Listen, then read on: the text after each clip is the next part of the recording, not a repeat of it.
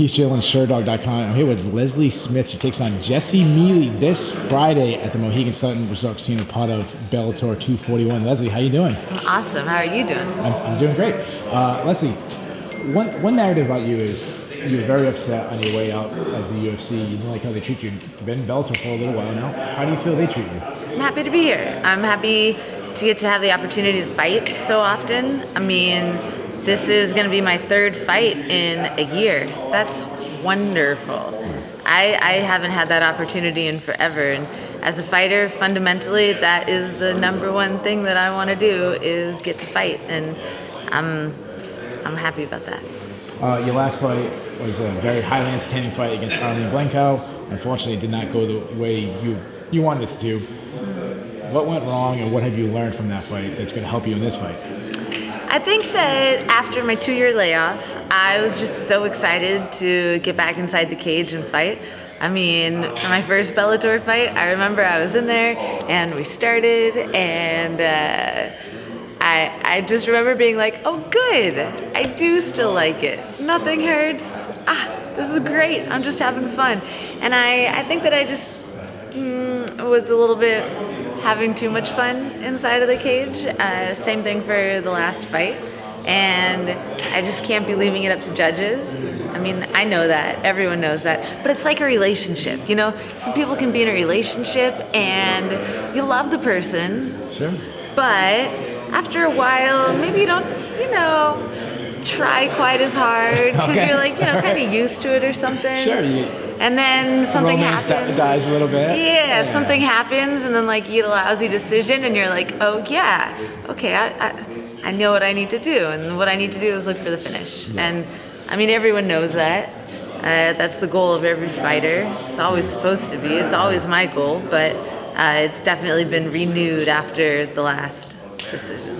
Yeah. So I mean, guys, they want to keep that relationship going. They got to open the door still. They got to buy the flowers and stuff like that. Mm-hmm. Yeah. So you just talked about don't let it go to the judges. You're facing a very tough fighter, Jessy Miele, but she's also local. I mean, you know how it is. The crowd's going to be on her side. She's from Connecticut. You're fighting in Connecticut. Is there any worry that if you go to the judge's decision and the fight's close, that she's going to get that nod? No, I'm not worried at all. It's not going to be close, A. And B, this is really the situation that I'm used to. I've never been the person that was, throughout my career of 20 fights at this point, I've never been the person that the opponent was brought in for. Sure. You know what I mean? Yeah, so I'm not used to, it's not like I'm oh no, where's my pedestal? This is the standard for me. It's where I feel comfortable, and it's not going to make any difference in the fight. It's not going to be a close fight. I'm going to come in and do what I need to do and find the finish and get my hand raised. So let's talk about Jessy Miele. She's on a little bit of a roll. On our website, Sherdog, we have her ranked number 7th in the division worldwide. How do you feel about the matchup? When you see her game, how do you feel you guys match up? She's a well-rounded fighter. She's a good fighter, and that's exciting. I always want to fight people who are good and well-rounded, and I'm definitely stronger in a couple different areas. Definitely, I have better stand-up, and so that's something. I mean, you got to get through the stand-up before you can get anyplace else.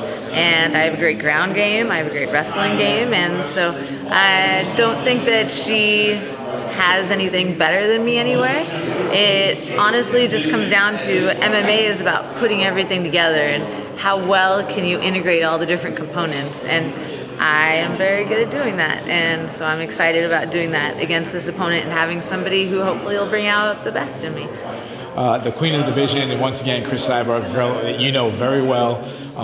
That said, the division is also wide open. There's not someone that's really standing out as the next title challenger. Do you feel like that a win, especially if it's impressive as you expect, will get you another shot at Cris? Oh, I would love to get to fight Cris again. That would be awesome. She's definitely a woman that I respect, and I definitely want to fight for the belt. I have no idea what it's going to take in order to get a title shot. I mean, when Bellator talked to me about signing with them in the very first place, they were talking about a title shot. So the title shot has been I've been hearing it for a while now, it's not really my style to chase after a carrot on a stick, Yeah, sure. So I'm just gonna focus on what I got in front of me because that's what I can control, and I'm gonna do my thing, and I'm gonna get my win, and then after that, I'm gonna evaluate the opportunities that show up. My very last question for you. MMA fans are very fickle. When someone wins, they say the best things about. When someone loses, they say the worst things about. What will MMA fans be saying about you the day after this win? Oh gosh, I don't know. Who knows? MMA fans are ridiculous, man. MMA Twitter is more violent than fights themselves. I got no idea what they're gonna say. That's what I mean. All I can do is do what I do and focus on me, and all I need to know is that after this fight, I'm gonna be able to go back to my hotel room and lay on the bed and feel good about myself because I did everything I needed to do and I got the win. Yeah. Good luck to you, Leslie.